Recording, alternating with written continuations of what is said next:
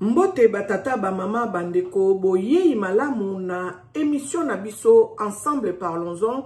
Ensemble parlons-en ezali moko ya bémission o ezali kopesa biso mayele boye bibwania ensemble parlons-en ezalaka émission polémique te ensemble parlons-en ezali émission o ezali kozongisa biso na kati na nzela bongo ezali animé ou bien présenté na ndeko na bino Maman Angèle Miezi bandeko yambo ngai na banda émission na ngai nalingi na zongisa lokumu nkembo masanjoli epa ya mokeli ya likolo na se tobengi ye Nzakomba akongo mongali mpungu tulendo Nzakomba oyo asali likolo na se le maître de l'univers ndenge nga na bengaka ye yenda pesi biso pema na bomoi kumisaka ye na monoko ya mboka na yo ekozala malamu mingi penza netolaka ye sanjolaka ye po azopesa biso pema na bomoi ebele tobotama na bango bakufa mokolo ya lelo baza lisusu te toleki bango na bosanto te toleki bango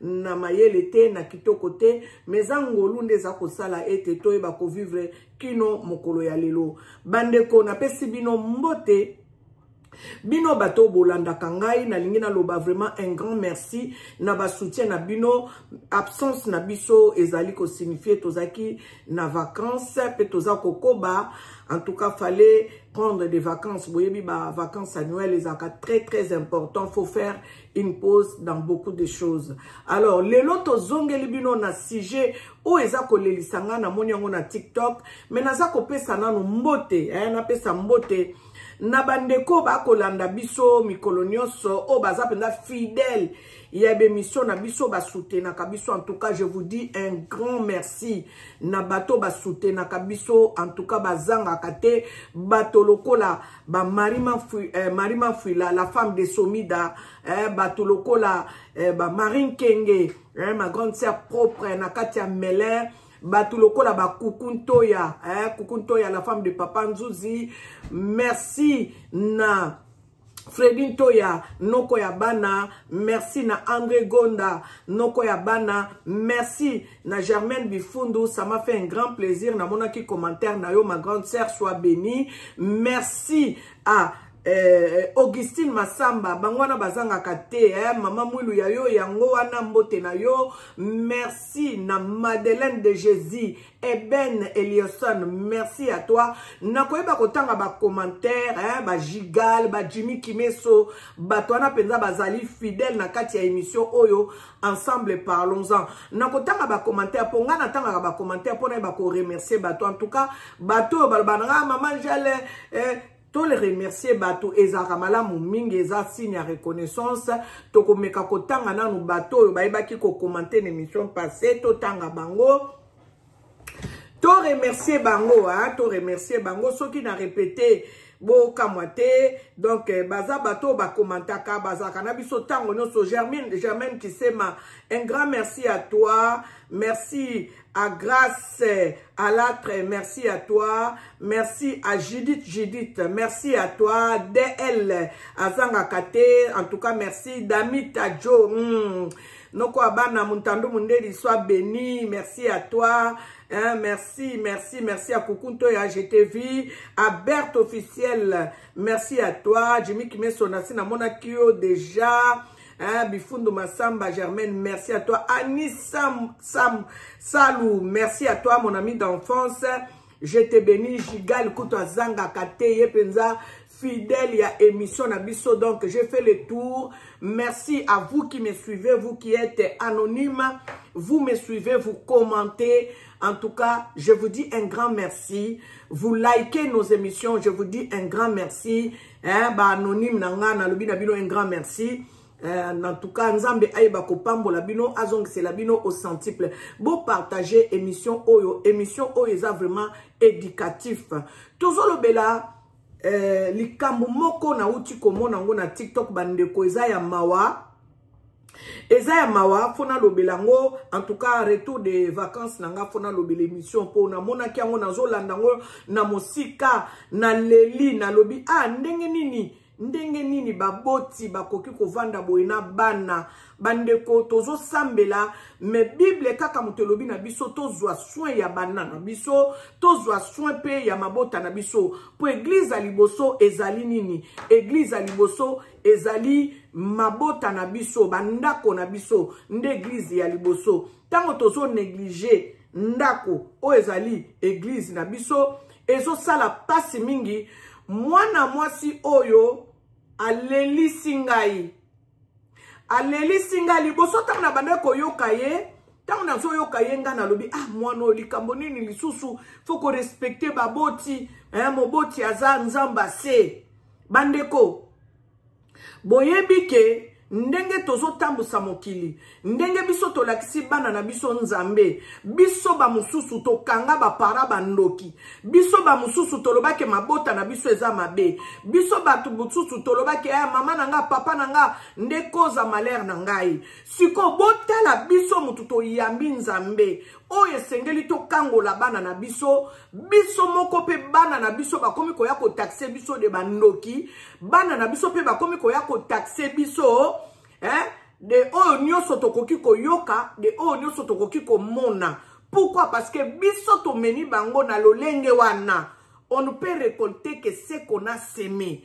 Biso tolakisi bana teke nzambe ayaki pota kangola biso biso tolakisi bana ke ke bana tata mwasi ke bana mama kulutu ke bana mama leki bandeko nzambe aza nzambe ya bolingo bana na yo surtout mama leki mama kulutu tata mwasi on s'en fout mais bana oyo yo boti soki oza na bonne relation na bana oyo boti te ezali mawa pe pasi parce que bana bazali ndambo ya yo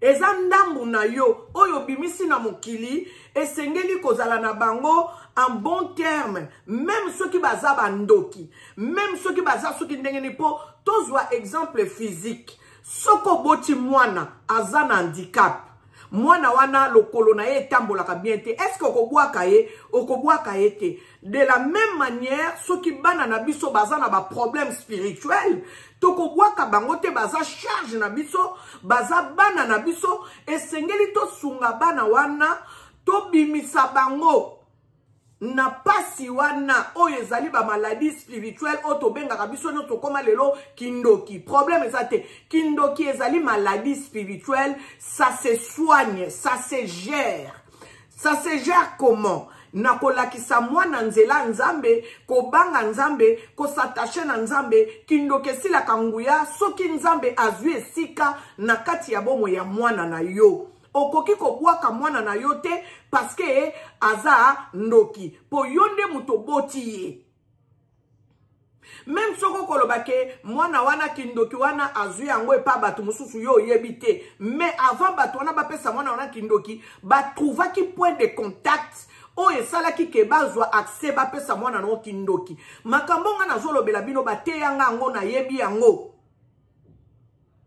donc ndoki soki amoni place te ya kokotela na bomo ya mwana na yo bandeko akokota te soki ndoki akoti ça veut dire que atuvaki marque ya sorcellerie na bomo ya mwana na yo po aya ko activer sorcellerie wana ekoma kosala na bomo ya mwana na yo donc yo kobwaka mwana na yo te yo ko soutenir mwana na yo po mwana na yo abima na nzela wana ya makambo ya mabe.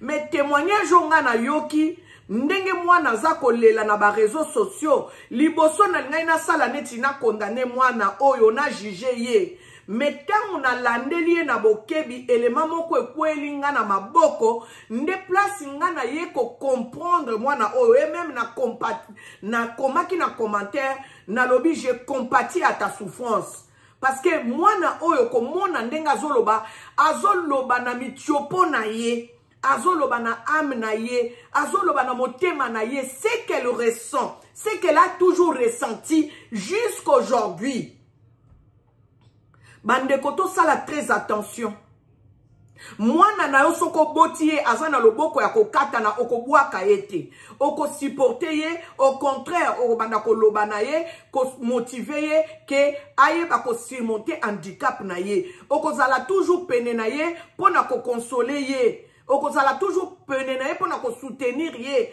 Aye ba ko relever mutu na ye liboso ya handicap wana. Et pourquoi pas makambo etali sorcellerie? Parce que ça peut handicap spirituel. Bandeko, zala na problème na ndeko na yo, o bobotami peut-être maman moko, azana ba raison na ye, o ya boyela yo, mais ko zala na ba problème na bana na yo te. Bana bazali ndambu na yo. Zala bien na bana na yo, parce que bana na yo bako bwaka kayo mokolo moko te. Bana na yo bako tika kayo mokolo moko te. Ndenge moko pe mama akobwaka ka bana na ye te, parce que baza bana na ye. Nangina tali sabino elema oyo eza ebele mususu nazwi yango te nazwi kaka eloko yo ebendi mayele nanga pona comprendre douleur ya mwana oyo bato bakotaka TikTok bako yeba ndenge mwana oyo abandaki soki te bokokende kotala ye na TikTok na ye alobi tellement makambo mingi mususu kuto yebaki kosala nga penza ngabi mwana likambo nini azoloba boye metango nazwi elema oyo na ye ko comprendre douleur na ye. Na ye ko comprendre kanda na ye. Pona nini mwana oyo azoloba boye. Bandeko bolimbisanga nazoya bolimbisi nazoya.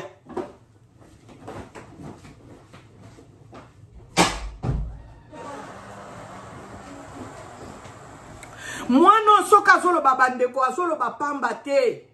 Mwana azoloba parce que makambo ya viva banda bo mwana na ye esali ete aloba makambo azolobela biso lelo toyo kamwa ndambu nazwi deux éléments toyo kango bongo tokoyeba ko comprendre lisolo ngo ezanini lisolo ngo ezali boye mwana oyo papa na ye aza pasteur mama na ye mama pasteur on dirait ndenge na comprendre bakoli na mboka ya Hollande mais mwana oyo ba parents na ye batika ye depuis âge ya 9 ans.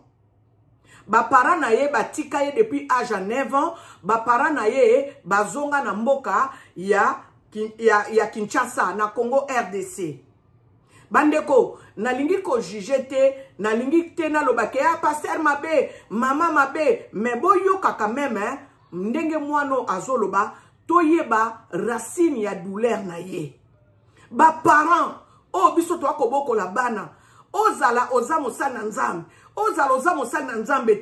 Nous devons comprendre banana biso pasi nini obayo kaka position nini obazanango vis-à-vis à ba comportement na biso parce que to sali bana ma tellement mingi o sali ke ezo blessé bana na biso to kanga ba koko bandoki ba para bandoki biso pe tozo risquer bana ba ko kanga biso bandoki bandeko totala élément oyo bongo ngana ko ya ko zongela bino tolanda nanu élément oyo bozela natiela bino na élément liboso na bana ko comprendre ete meta on a yoki élément oyo na comprendre mwana oyo ba parents na ye basundola ye depuis âge à 9 ans donc à vivre na effort personnel na kati ya famille na bango à vivre un effort personnel na ye donc na ba tante balinga ba luka ku tute ba yeba est-ce que moi naza bien est-ce que za moi naza bien te bino boko boyebi ana poto ceux qui moi nazo galérer ba assistance sociale bazalaka ba aide sociale ezali donc moi no yo neti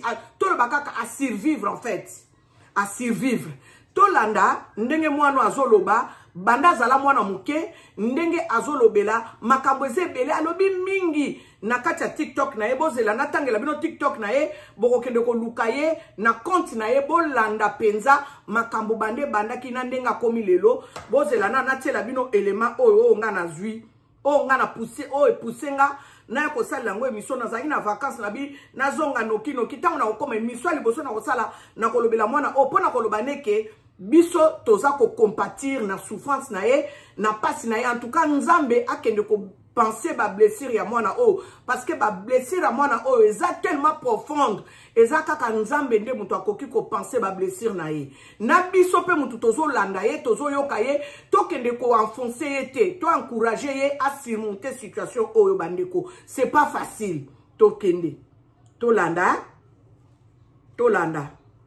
bozela na tiela bino na son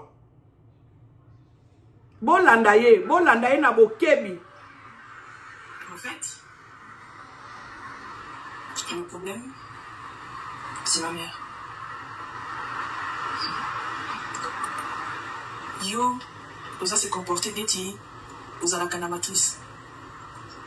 Toi, tu as perdu ta matrice. Tu sais comment? Tu as oublié? Eh bien, moi, je me rappelle. Tellement tu étais stressé, tu pleurais tout le temps, tu étais tout le temps seul. Toi, tu avais des millions. T'as oublié? Moi, j'ai pas oublié. J'avais 14 ans, 15 ans. Quand tu allais chercher papa au boloko, au kindeki, au bimisaye na boloko, tango makango na ye, à Kangisiye, vers le 2011 et 2012, ça qu'il y a un problème. Il y a argent, pena makango na ye, à Kangisiye.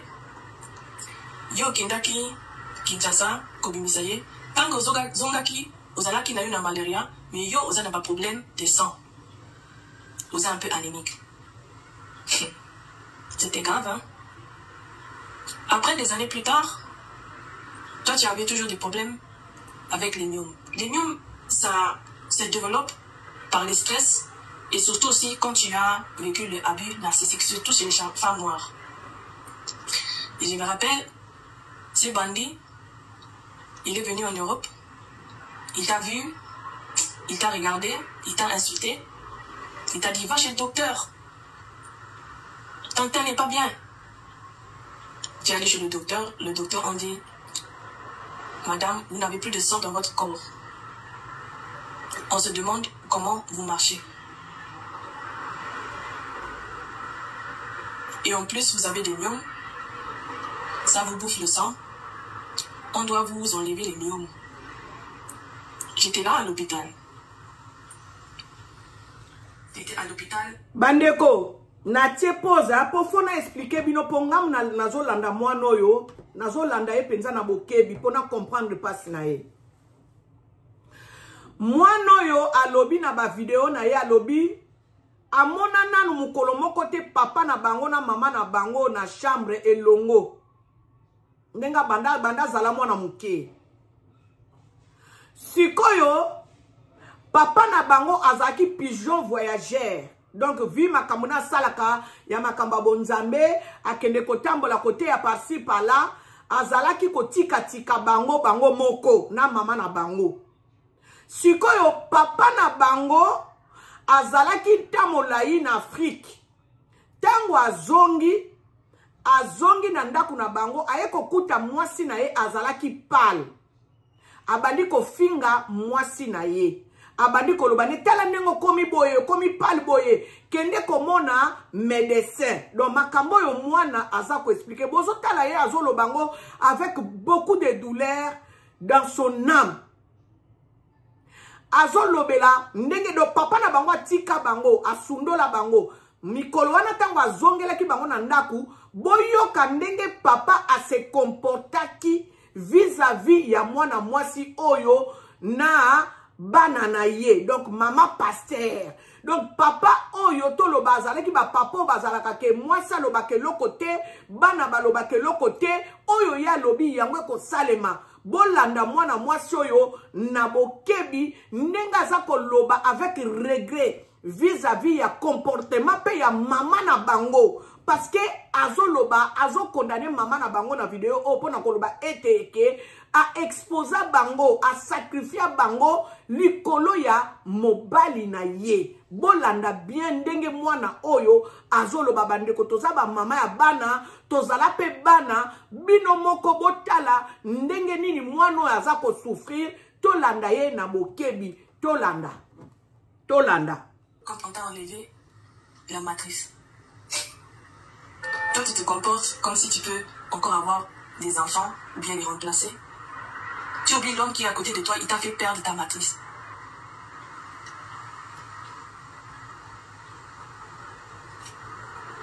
Les docteurs, ils ont enlevé une partie de ta matrice. Et moi, j'étais là quand tu t'es réveillé. Lui, il était où? Mawa. À Sundulayo, voir qu'il est côté. Quand il est revenu, à soigner ici, on est dans l'hôpital.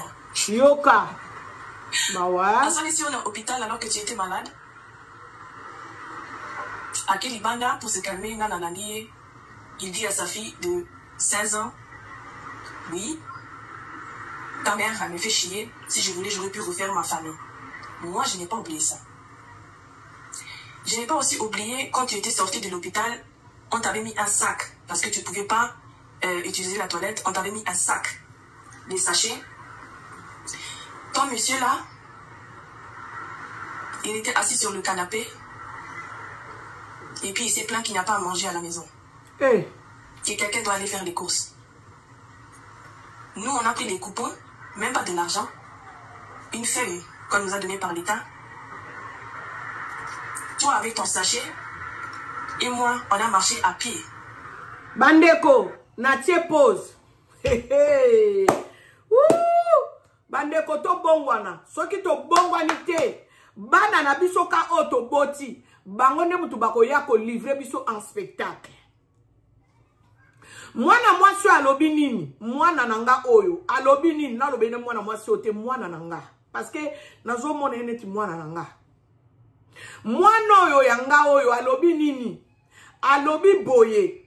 Mama na bango tango babimi n'hôpital batiaki ye sachet moko o to benga neti ba sonde na ye na kati na ye tango bazongi na ndaku eloko ya kolia ezate papa oyo alingi mwasi na ye oyo alingi bana na ye akosala ndenge nini akotungisa mwasi te parce que mwasi auto bima n'hôpital balobi mwana mwasi avanda na canapé papa hein les papas les serviteurs de Dieu le roi dans cette maison là amoni ke biloko kolia ezate azoloba na bango baluka biloko kolia et puis biloko kolia ngo na ndenge nini apesi bango mbongo te na babon otozwaka na ba secours catholique babon o bapesaka biso na ba croix rouge babon o bapesaka biso na ba mairie soko zangi eloko kolia assistance sociale apesi yo bon okende kosalela ngo ba course donc bazwi babon wana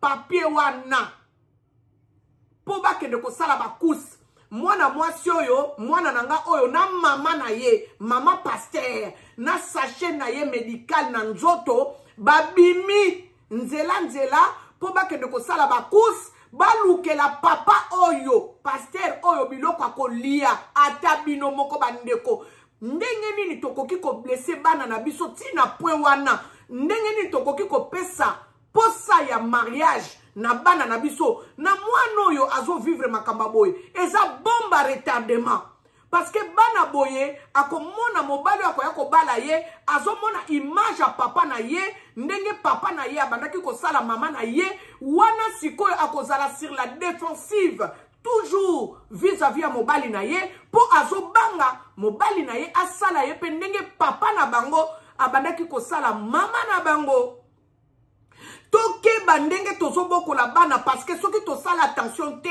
ezali ba bomba retardement bano bakokola na ba blessure intérieure c'est très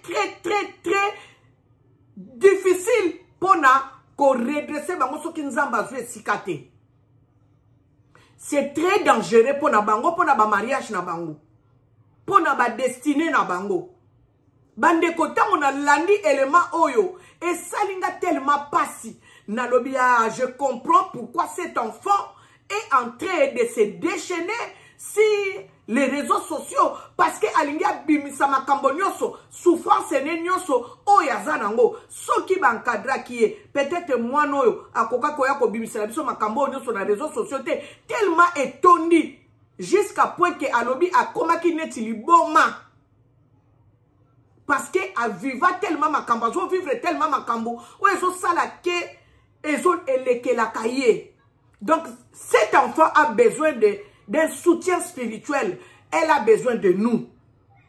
Toya kaka ko condamné te pourquoi solo baboy bokomi ko traiter des rwandaises pourquoi kazo dénoncer makambo eza sembote to bongisa bizaleli na biso bandeko to continuer ko yoka mwana mwasi oyo to continuer ko yoka ye bandeko c'est triste. On a marché à pied pour aller faire les courses avec une feuille qu'on nous donne par l'État. Une expérience humiliante et je me rappelle je pleurais les chemins et le retour je pleurais. Oh Seigneur. Moi, je n'ai pas oublié ça. Bino Bokane, c'est que beaucoup qui connaissent ma mère plus que moi. Oh.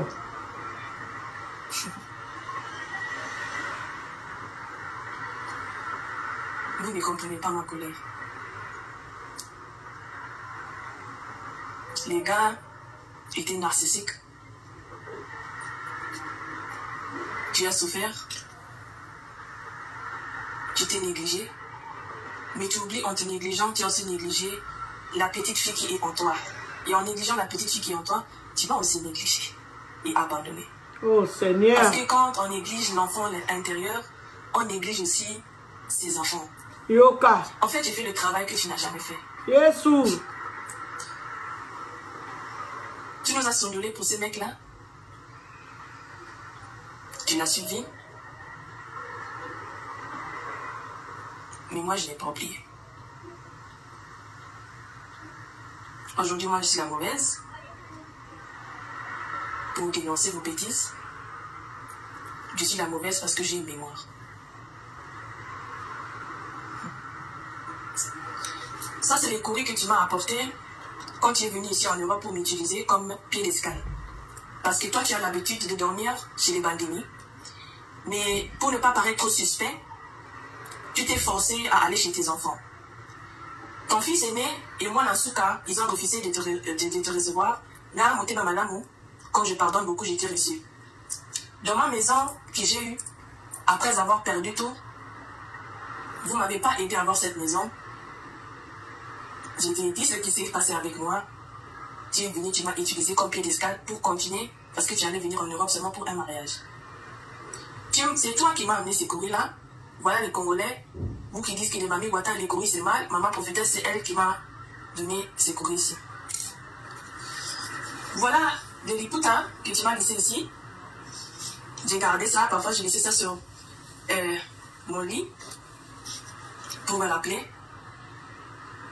Mais en fait, je vais brûler ça parce qu'on ne porte pas les habits des gens qui sont défunts. Oh Jésus. Toi et moi, on n'a aucun rapport. Oh Jésus. Je brise toutes sortes de liens qu'on a ensemble. L'empathie que j'avais pour toi parce que tu es une mère narcissique. Je vais brûler ça. Parce que je n'ai pas besoin des choses, des gens qui ont une mauvaise énergie.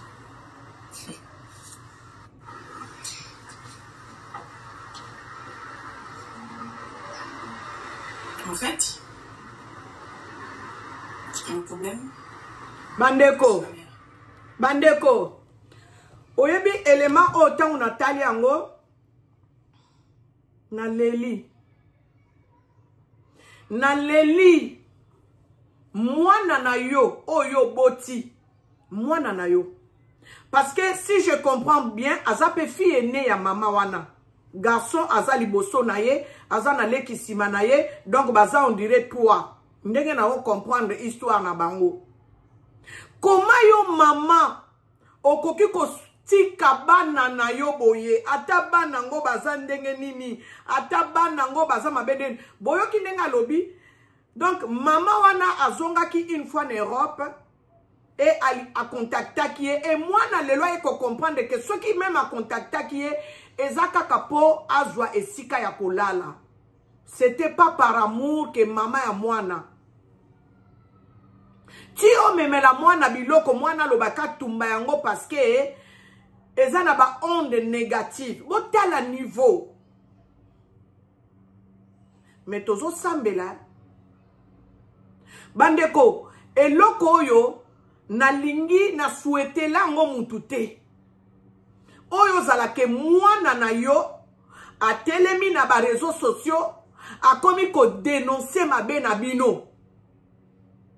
na ero tozali oyo tozali ba parents moko tozala ba parents modèle pour na bana na biso parce que nzambe alokota biso ça fait un moment azwa biso abongola biso po biso pe tolakisa bana na biso nzela ya nzambe mais soki na kati ya nzela ya nzambe tozali na ba onde négative o biso tokoki kopesa bana na biso wana tozosala mosala ya pamba tokoki komibenga basali na nzambe te.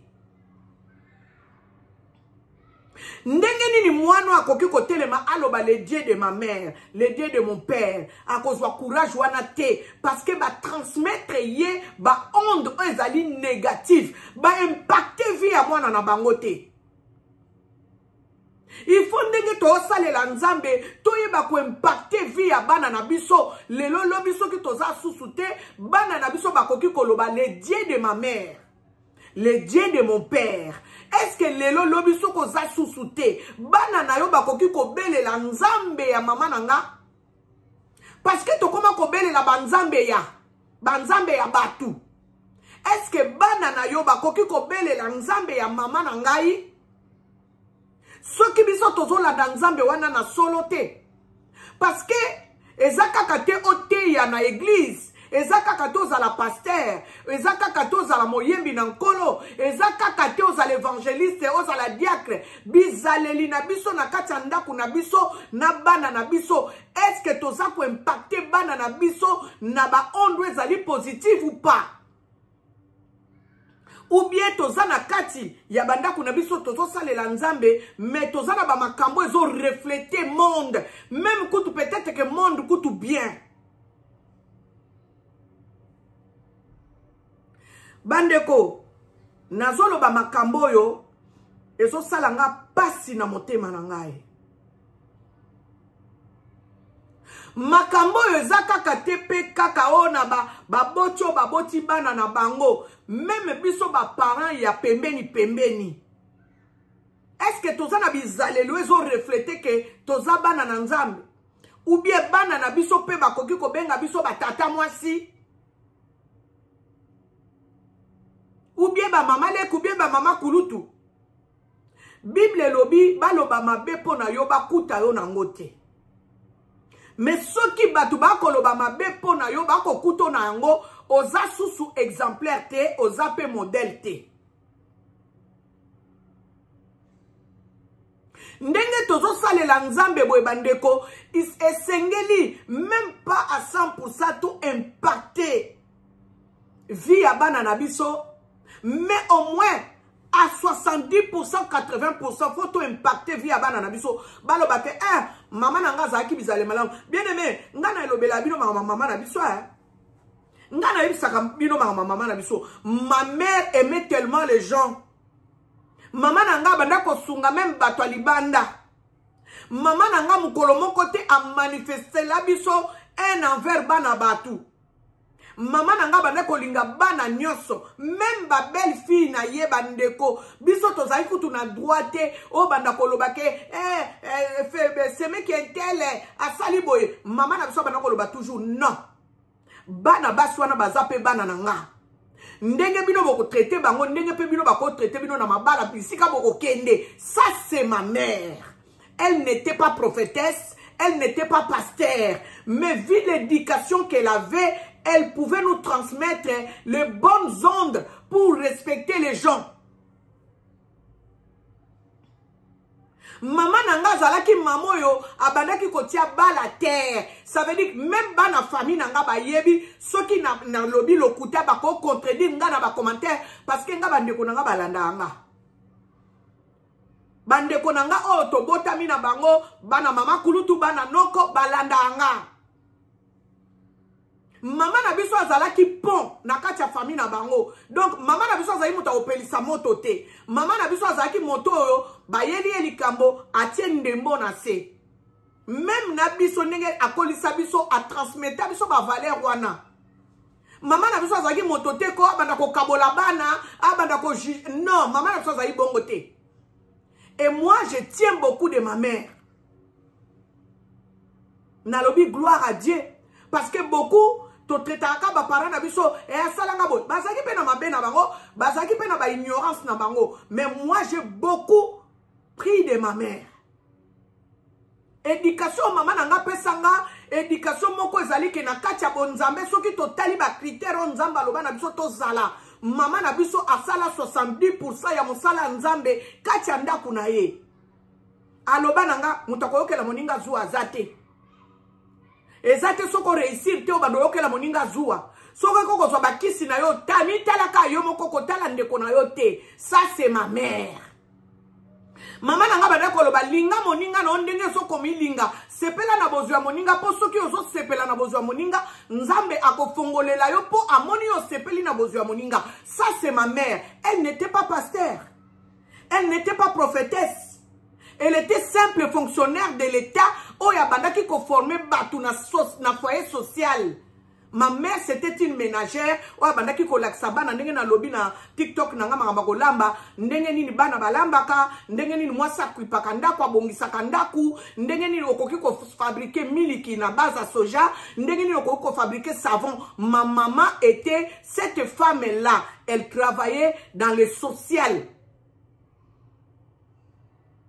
Donc nanda kuna biso mama na biso a transmettre biso mama kamote oh wana mwana mama kulutu wana mwana noko non mama na biso azala bongo te pe na famille na biso toza bongo biso nyoso biso to benga ba mama te na famille na biso kote bo mama na biso mwana tata mwana mama kulutu mwana mama leki to benga kaka mwana mama matete mwana mama kisantu mwana mama mbanzangungu mwana mama ya kimbangu tozala bongo tokola bongo tozala te oh mwana mama kulutu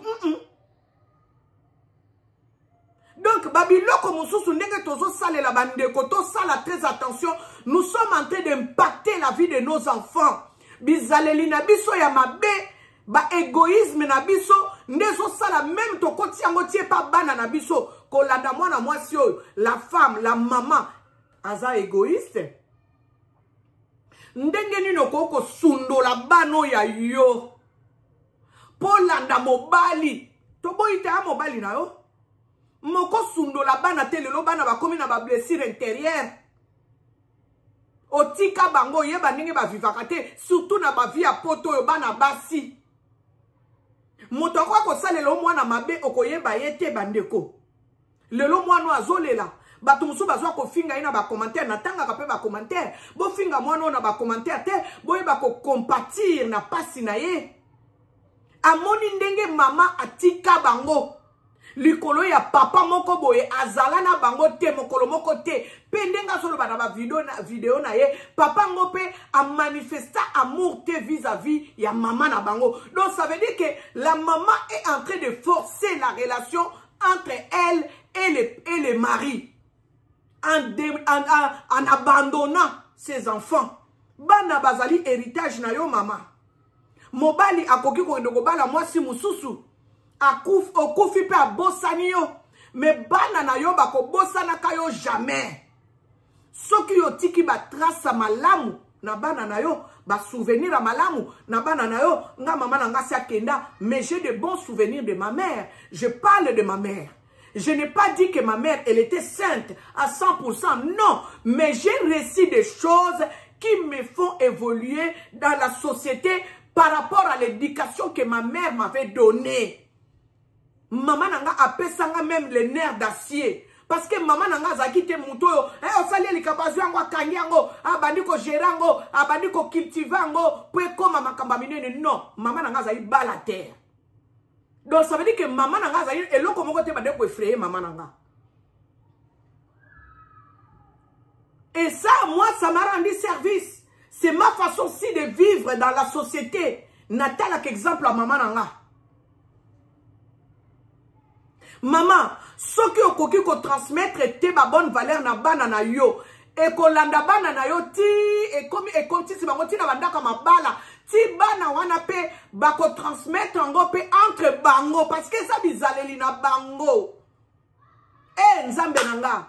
Bana nanga bazwa bizaleli ya batu mususu te.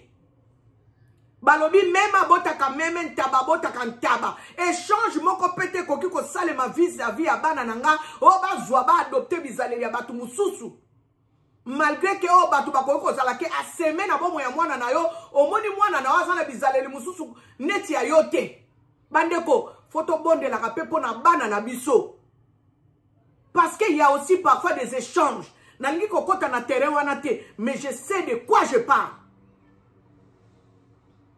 Moto soka za égoïste ako manifesta ngo tie pa bana ne moko tie pe pa bana baninga moto aboye alingi bana na ete akolinga bana baninga moto aboye akolinga bana na ye oui mais lokola za égoïste akolinga te bana baninga bazwa ne ba mama aboye mais tango déjà na bana na yo ozo se manifester boye bana na yo ba umona ndengo sundola bango okenda na yo otika bango papa modèle nini oyo akoki kozala mwasi na ye abimi hôpital mwasi na ye na pota ya opération yo kende ko luka mwasi alambela ona minute wana yaya okosomba ta ba conserve okende kosomba ta McDo okende kosomba je ne sais pas quoi ba pato toki so tie ketchup na mayonnaise au lait po kaka mwasi na yo a retrouver santé na ye ndenge nini okoki ko exige botala niveau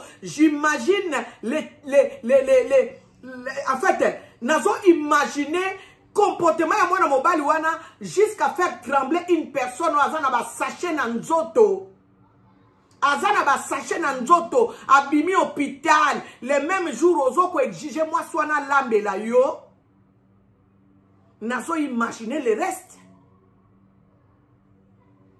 j'imagine le reste yango moni traumatiser bana oyo na mwana donc agarda ba souvenir wana siko bino bolo bananga na ba commentaire mwana openza akoki kozala ke na kati ya libala na vandi aza leze mobali ne soka senge biloko akolia aza fatigué ako répondre bien ou soit akozala traumatisé ou soit akozala sur la défensive envers son mari parce qu'akobando mona image wana ya papa na bango ndenge papa na bango abane ko traiter maman na ye.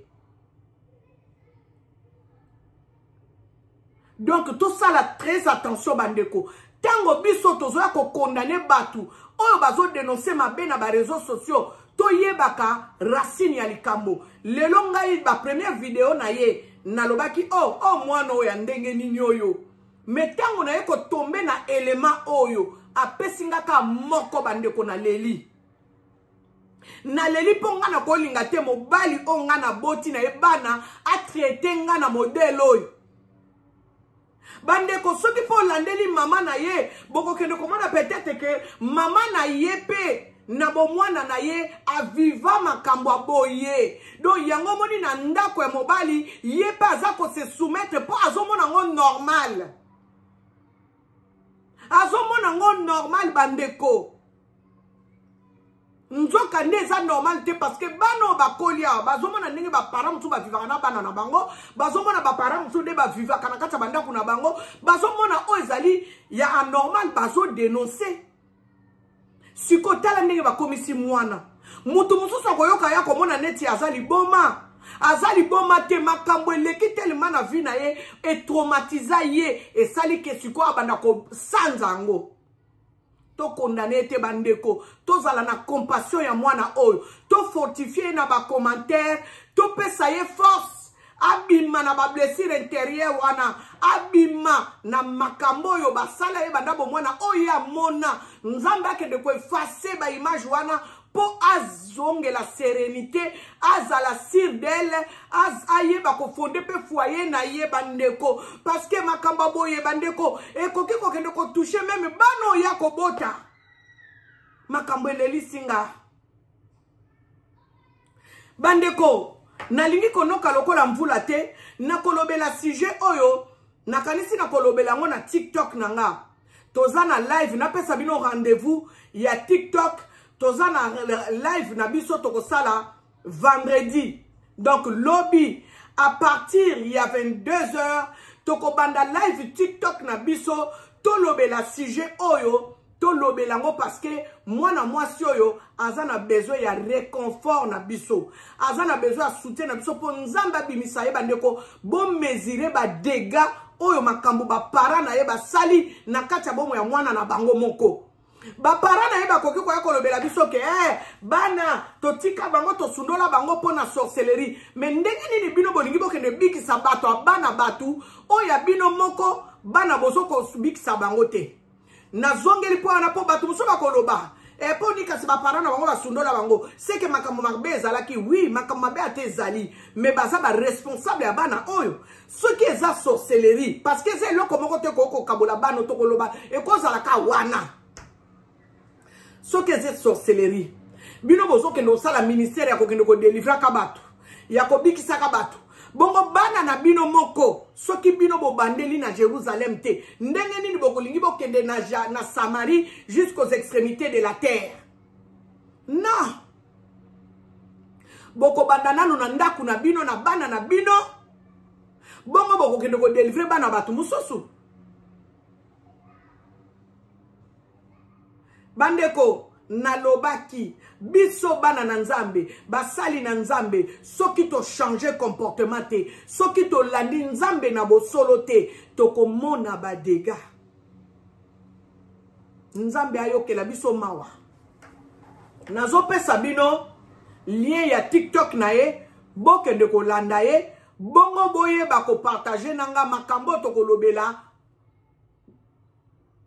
lobby à partir à 22h toko sala live TikTok tolobela makambo yo na lobby na bino na kotia na statut nanga ou soit na TikTok ou soit na YouTube mais en tout cas na TikTok ça c'est sûr to sala na pesa bino lien à TikTok na ye bokende ko landa ye bo comprendre pona nini mwano aza kolela c'est vrai il y a ba vidéo mususu c'est choquant et ça trop trop dur elle a un langage trop sévère mais bon landaye et bon comprendre yango na ye kolobela lelo na pesa bino lien à TikTok na ye na pesa bino lien à TikTok na ye kombo na ye Mama Ndombi elonga soki na se tromper en tout cas lien na ye yangwana Mama Ndombi elonga alobi makambu ebele penza en tout cas bandeko bokende kolanda ye boko yoka ye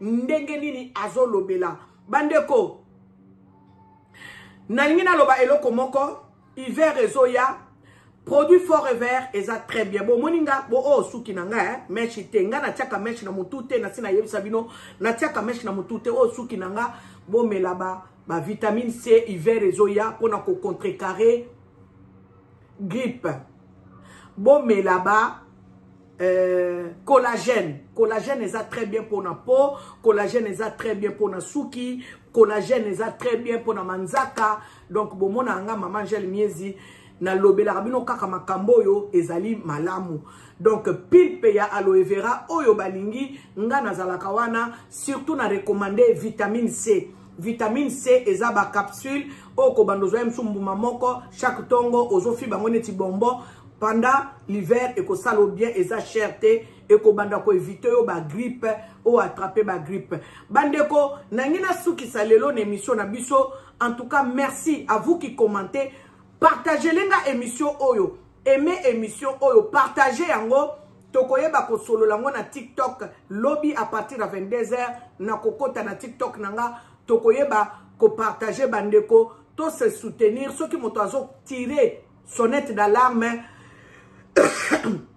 toya kaka teto finga boyebi te pourquoi nga ba vidéo mwana autant na talaki yango nazalaki un peu réticente mais tant on a landé lié na suka lelo na yekolobela bino pona élément oyo et salinga pasi eleli singa toko continuer émission na biso na live boyende na enregistrer bino émission prochainement demain lobby à 22h toza na live TikTok olobika obeti na TikTok oluki Angel Miezi olobi kaka Angel Miezi na TikTok okende kokutanga donc lobby vendredi 19 na TikTok donc voilà vendredi 19 septembre na TikTok tozali na live na biso toyeba kolobela makambo oyo Tozoko Banakati émission ensemble parlons-en. Merci à vous qui êtes fidèles à notre émission. Partagez l'enga émission Oyo. Tika ete Nzambe ayeba ko pambola bino abondamment.